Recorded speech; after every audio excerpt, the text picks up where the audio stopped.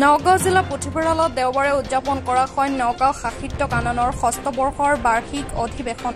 অনুষ্ঠানটোত ৰাজ্যৰ বিভিন্ন প্ৰান্তৰ কেইবাজনো কবিয়ে কবিতা পাঠ কৰে। বহুকেইজন কবি সাহিত্যিকক জনোৱা হয় সম্বৰ্ধনা। এই অনুষ্ঠানত নগাঁৱৰ প্ৰবীণ সাংবাদিক কনক হাজৰিকাক বিশেষভাৱে সম্বৰ্ধনা জনোৱাৰ লগতে সাহিত্য প্ৰেৰণা সন্মানেৰে সন্মানিত কৰা হয় আৰক্ষী বিভাগৰ কনিষ্ঠ জোৱান জুনুমণিক বৰা। খুবেই ভাল লাগিছে। নগাঁও সাহিত্য কাননৰ মঞ্চই মোক আজি সাহিত্য প্ৰেৰণা সন্মানেৰে সন্মানিত কৰিছে। হয়তো অসমৰ বহুতো মানুহে জানে আৰু বহুতো মানুহে নাজানে।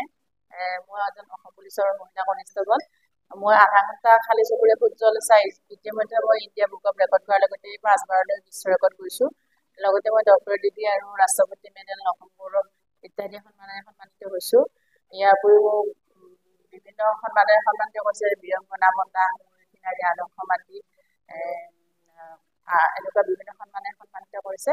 আজি এখেতসকলে মোক যিটো সন্মানেৰে সন্মানিত কৰিলে সঁচাকৈ মই নথৈ হৈছোঁ।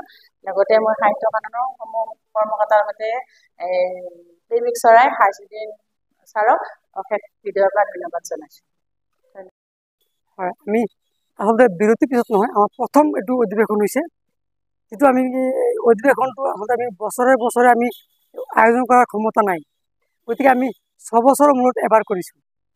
যাতে আমি যিটো দান বৰঙণিৰ দ্বাৰা আমি অনুষ্ঠান কৰিছোঁ, এজনে আমাক দান দিছে, তাৰ ওপৰত আমি ভিত্তি কৰি পইচাবোৰ কালেকশ্যন কৰিছোঁ।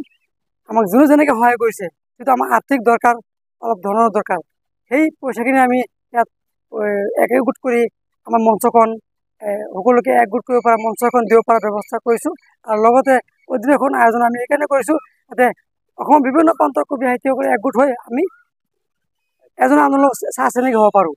আমাৰ এই কেৱল যে নগাঁও জিলাতে আমি আবদ্ধ হৈ থকাটো মই বিচৰা নাই। আমি ভাবিছোঁ গোটেই অসমৰ কবি সাহিত্যসকলক আমাক চিনি পাওক, আমি তেওঁলোকক চিনি পাওঁ। সাহিত্যৰ লগতে আপোনালোকে কবিতা পাঠৰ অনুষ্ঠান চাগে নিশ্চয় কৰে? হয় হয়, সাহিত্য পাঠৰ অনুষ্ঠান আছে। আমি ধৰক ঘৰে ঘৰে গৈ কবিতা পাঠ গৈ সৰু ল'ৰা ছোৱালীক আমি কবিতা পাঠ কৰিব কওঁ।